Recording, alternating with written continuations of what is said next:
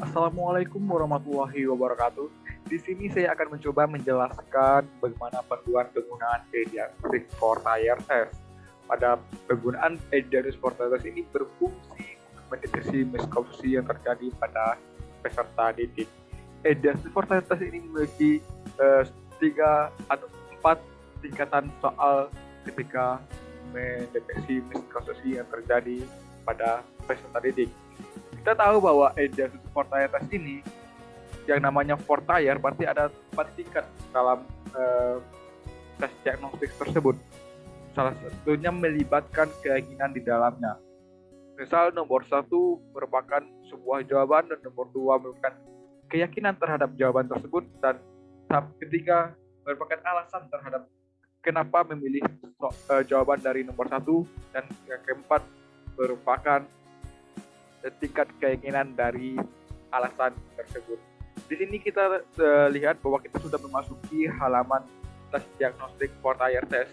Di sini kita bisa lihat fungsi PyDiag, tentang PyDiag. Di sini kalian juga bisa membaca bagaimana fungsi dari diagnostik Fortire test ini dan juga bagaimana tentangnya, panduannya. Langsung saja, di sini kita akan masuk pada halaman login. Kalau seandainya kalian mau daftar sebagai peserta didik, maka silakan daftar sekarang. Kalau seandainya kalian mau daftar sebagai pendidik, maka kalian harus menghubungi admin untuk dimasukin bahwa kalian telah terdaftar sebagai pendidik. Karena kalau seandainya untuk hanya mendaftar sebagai peserta didik, kalian cukup mendaftar, klik daftar sekarang. Kalian masukkan username, email, kata sandi, dan juga konfirmasi dari kata sandi itu sendiri. Setelah mempunyai akun dan kalian telah terdaftar, maka silakan klik masuk. Di sini saya akan klik masuk pada akun pendidik terlebih dahulu, karena sebelumnya saya sudah menghubungi admin untuk memasukkan saya sebagai seorang pendidik.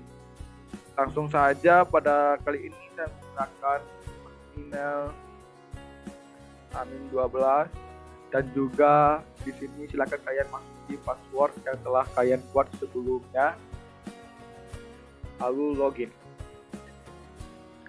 Di sini kita kalau seandainya telah login, maka kita akan dialihkan pada halaman pendidik kalau seandainya kita terdaftar sebagai pendidik, dan kita akan dialihkan ke halaman peserta didik kalau seandainya kita terdaftar sebagai peserta didik.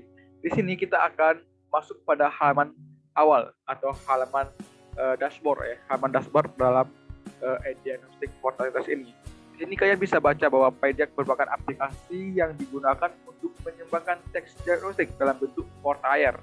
4 tingkat tadi yang telah saya jelaskan, yang berguna dalam mengidentifikasi profil konstruksi mahasiswa. Dalam mengidentifikasi profil konstruksi mahasiswa penting dilakukan untuk mendukung mahasiswa dalam proses pembelajaran di dalam kelas, agar nantinya dosen atau pendidik dapat memberikan treatment ini bisa berhasil atau bisa tidak berhasil dalam proses pembelajaran kepada mahasiswa yang berbeda dengan hasil yang telah diperoleh dari dosen ini. Di sini pendidik cukup pertama lengkapi profile.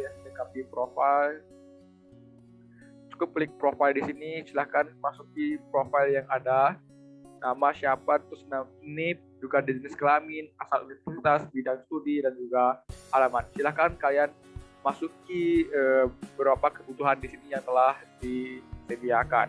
Ketika telah profil telah dilengkapi, maka pendidik juga mempunyai tugas untuk membuat kelas. Membuat kelas, silakan daftar kelas di sini. Daftar kelas. Di sini kalau seandainya belum ada kelas, ini kan saya sudah punya kelas, ini satu kelas. Kalau seandainya kalian belum mempunyai kelas, maka cukup klik buat kelas baru.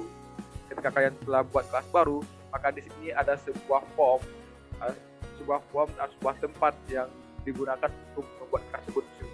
Dan ketik kelas apa, misalnya kelas fisika silahkan ketik di sini. Kalian akan ketika telah mendapatkan kelas fisika dan deskripsi kelasnya apa, lalu klik simpan. Secara otomatis kelas tersebut tersimpan di sini. Klik aja daftar kelas, langsung masuk ke sini. Di sini akan muncul kelas yang tadi kita buat. Di sini saya kemarin sudah buat kelas yaitu kelas usaha dan energi. Saya akan masuk pada kelas tersebut dan kita akan memperoleh kode ya. Ini kode kelas kode kelas, Dan ini yang kita berikan pada peserta didik ya, pada peserta didik. Dan ketika peserta didik dapat mengakses ini, maka secara otomatis pula peserta didik bergabung di kelas tersebut. Ini saya mempunyai 51 mahasiswa atau 51 peserta didik dalam kelas ini. Ketika kelas telah dibuat, maka dibuatlah daftar paket soal ya, dibuatlah daftar paket soal, di mana di sini kalian bisa buat daftar paket soal terlebih dahulu. Silakan nama paket soalnya apa, mengenai usaha dan energi, fisika, usaha dan energi, terus juga miskonsepsi, atau terserah teman-teman bagaimana nama paket tersebut. Setelah nama paket disimpan, maka secara otomatis dia akan tersimpan di sini. Kalian juga bisa membuat soal di sini ya. Tambah soal misalnya, kalau saya tambah soal, dia akan secara otomatis soal nomor 1, soal nomor 2, soal nomor 3, dan kalian bisa mengklik di sini. Kan kita menggunakan soal portair ya. Soal portair silakan klik ke token dan simpan.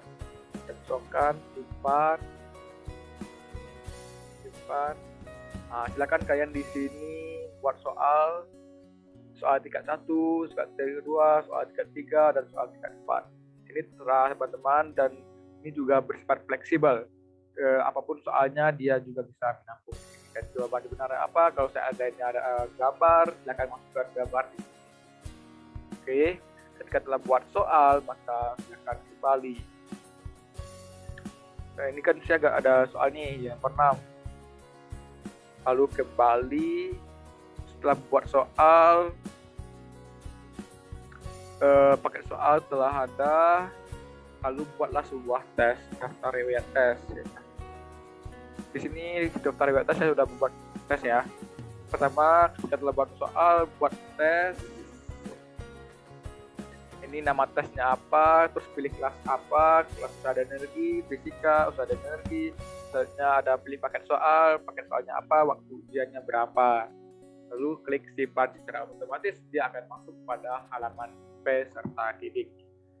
Ya, selanjutnya ketika telah membuat tes, maka didik juga berkesempatan untuk membuat sebuah treatment, di mana treatment ini berisi materi mengenai deskripsi miskonsepsi. Misal pada tingkat 1, deskripsi miskonsepsi yaitu usaha hanya ditentukan oleh gaya. Jika gaya positif, maka usaha positif.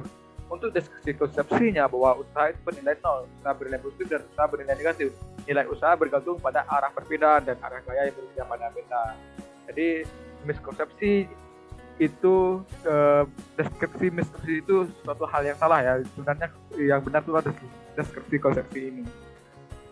Dan juga di sini saya menggunakan model pembicaraan yang digunakan, yaitu model pembicaraan expository. Silakan kalian memasuki model pembicaraan, materi yang harus diberikan, dan silakan sebagai pendidik bisa memasuki materi. Di sini ada video, gambar, dan semuanya fleksibel, dan terserah teman-teman semuanya untuk meletakkan materinya seperti apa.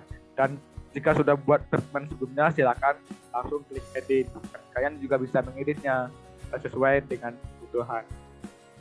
Setelah itu kita akan ini kan hal tugas ya, tugas dari peserta didik, tugas dari pendidik. Maka secara otomatis kan sudah dibuat tes. Maka selanjutnya ketika telah buat tes dan peserta didik telah melakukan tes, maka pendidik juga bisa melihat hasil dari tes tersebut. Hasil tes tersebut kalian bisa lihat, pendidik juga bisa lihat berapa orang yang mengalami miskonsepsi, berapa orang yang mengalami miskonsepsi tingkat 1, miskonsepsi tingkat 2, miskonsepsi tingkat 3. Ini miskonsepsi tingkat 3 ada 9 orang, miskonsepsi tingkat 2 ada 2 orang, miskonsepsi tingkat 6 ada 4 orang. Miskonsepsi tingkat 3 apakah benar 9 orang, atau miskonsepsi tingkat 2 ya, tingkat 2.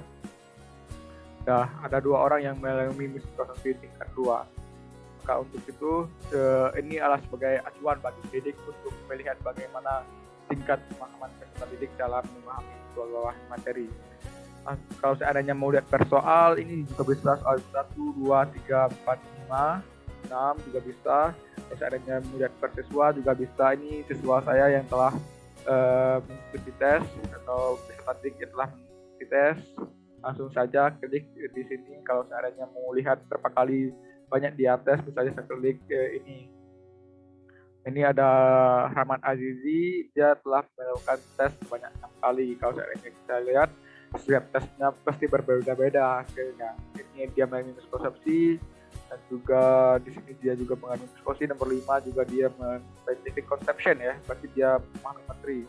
Terus yang kelima, ketika telah tersebut dia scientific conception dan juga scientific conception.